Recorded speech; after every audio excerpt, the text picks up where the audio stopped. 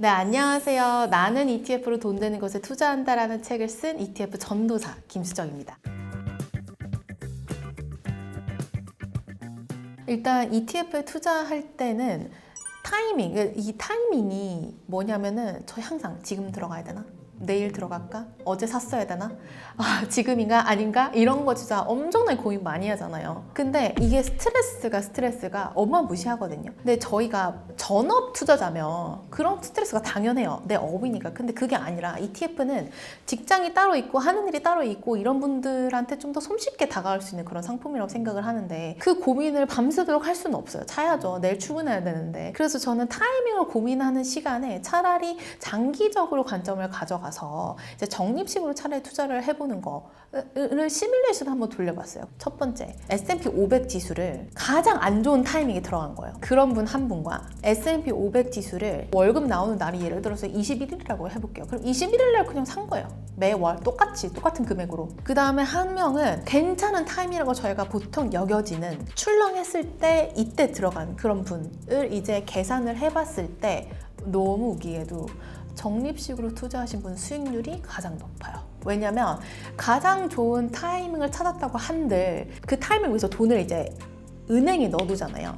그럼 이제 예금에 이익이 붙잖아요. 그런데 그거를 이제 놓친 거예요, 그 사람은. 그 타이밍을 맞추기 위해서 그냥 현금으로 계속 들고 있었던 그 기회비용이 이 적립식으로 아무 생각 없이 투자하는 사람을 이기지 못한 거죠. S&P 500에 한해서.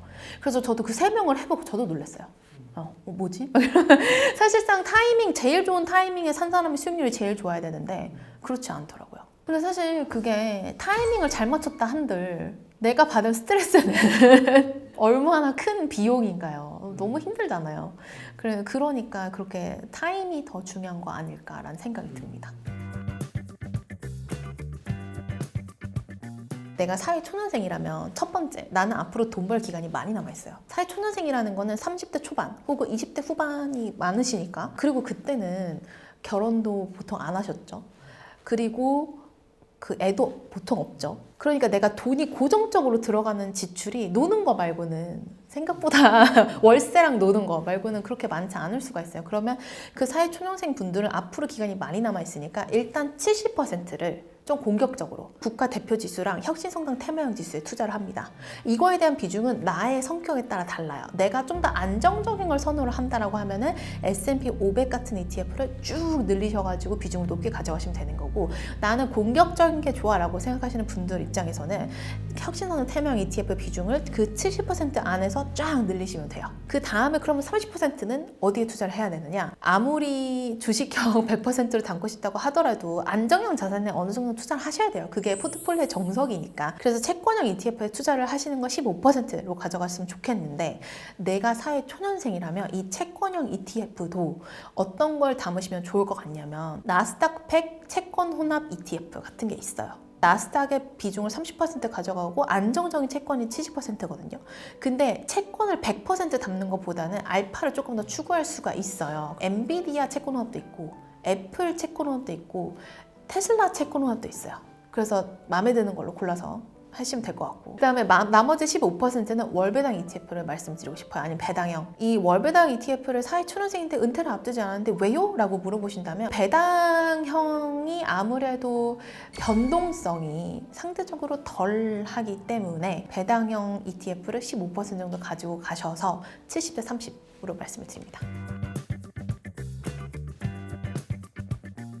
저는 애가 태어난 시점으로 좀 가정을 해볼게요. 그러면은 이 애가 대학교에 들어가서 대학 등록금, 그래서 10년, 20년을 바라봐야 돼요. 저희는. 그쵸? 그럼 여기에 단일 종목 몇 개로 넣어놓기에는 리스크가 상당히 커요. 그래서 저는 S&P 500과 나스닥 100을 말씀을 드리는데, 내 애를 20년, 10년 동안 투자를 하겠다고 말씀을 주신다면 저희는 다시 미국에 대해서 30년, 그 다음에 40년 데이터를 봐야 되는 거예요.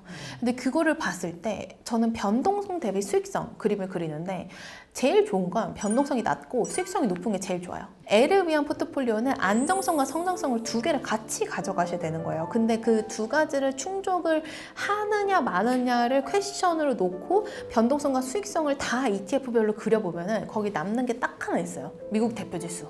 그래서 결국에는 1990년도 이후에 지금까지의 변동성과 수익률을 ETF를 봤을 때는 미국 대표 지수가 가장 안정적이고 성장성이 높구나라는 거 결론을 내릴 수 있으니 뭐 과거 데이터가 미래를 보장하는 것은 아니지만 일단 우리가 할 수 있는 선택지 중에서 그 두 개로 포트폴리오를 꾸미는 게 어떤가라고 말씀을 드리고 싶습니다. 지금 퇴직연금 실물 이전 광고 진짜 많이 돌아가요. DC형을 하게 되시면은 내가 직접적으로 운용을 할 수 있는 권한이 생기니까. 근데 퇴직연금 계좌 같은 경우에는 30%를 무조건 안정형 자산에 투자를 해야 돼요. 그래서 퇴직연금 계좌에는 이 30%를 어떻게 가져가는지가 저는 제일 중요하다고 생각을 해요. 이 30%를 채권형으로 채우시되 월배당 채권으로 채우셔도 되고 그냥 안정형으로 나는 가고 싶다라고 생각하신다면은 뭐 현금으로 놔두셔도 되고 아니면은 예적금과 비슷한 수준의 금리를 기대할 수 있는 금리형 ETF도 있으니까 그런 것들을 누려보실 수가 있는 거죠. 그리고 그 30% 있잖아요. 그 30%를 나는 알파를 더 추가하고 싶다 그러시면은 아까 전에 말씀드렸던 채권 혼합형으로 다 채우셔도 돼요. 이 월배당 ETF가 이해하기 되게 어려워요. 왜냐면 옵션 들어가고 옵션 프리미엄 들어가고 콜옵션 들어가고 이러니까 되게 복잡한데 좀 간단하게 설명을 드려볼게요. 월배당 ETF 중에서 커버드 콜 전략을 사용한 월배당 ETF가 있고 그냥 주식에서 나오는 배당금만 매월 드리는 ETF가 있어요. 근데 커버드 콜 전략을 사용하면 월 배당률이 올라가요. 그래서 요즘 막 인터넷에 나오는 막 연간 15%, 연간 10% 이런 것들은 커버드콜 전략을 활용한 ETF예요. 그 커버드콜을 활용하면은 어떻게 저렇게 분배율이 올라가지? 라고 의문을 제기할 수 있는데 그거에 대한 비밀은 일단은 콜옵션을 운용사가 매도를 하잖아요. 그러면은 옵션에 대한 프리미엄을 받아요. 근데 그 옵션 프리미엄을 이제 쌓아서 월 분배금으로 드리는 거예요. 근데 이게 비밀이 미래의 수익률을 땡겨오는 거거든요.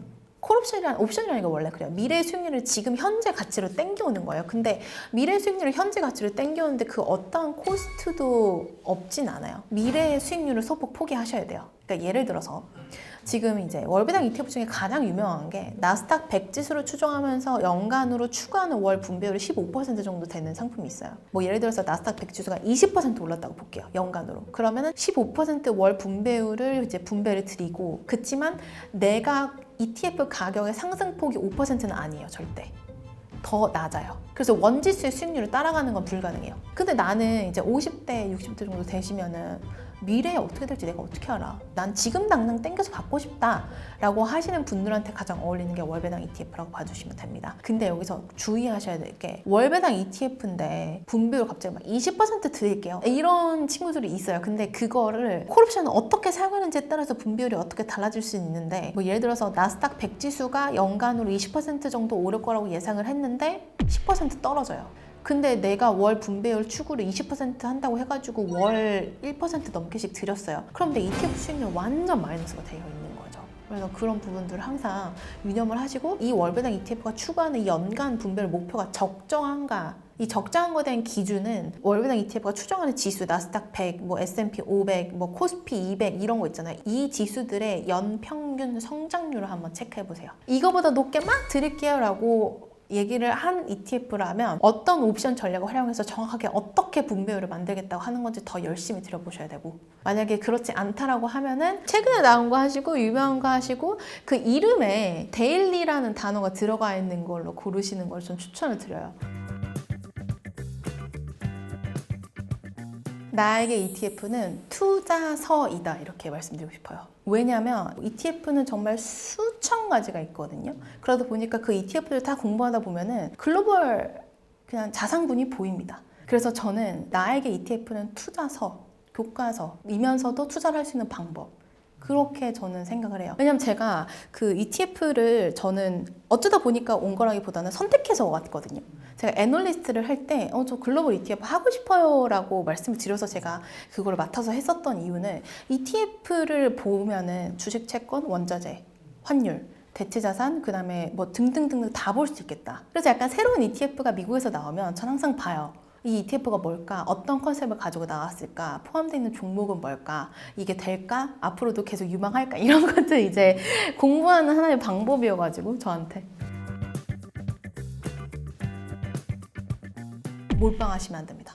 그리고 저는 꼭 꼭 포트폴리오를 만들라고 말씀드리고 싶어요. 특히나 노후를 앞두고 계시다면 제가 앞에서 말씀드렸던 포트폴리오에 대한 비중 기억을 하셔서 주변에서 이거 간대, 이거 된대 이래가지고 다 거기에 투자하시는 것보다는 좀 중심을 잡고 성장과 안정을 적절하게 분배를 해서 포트폴리오를 만드시는 거를 추천을 드리고 싶습니다.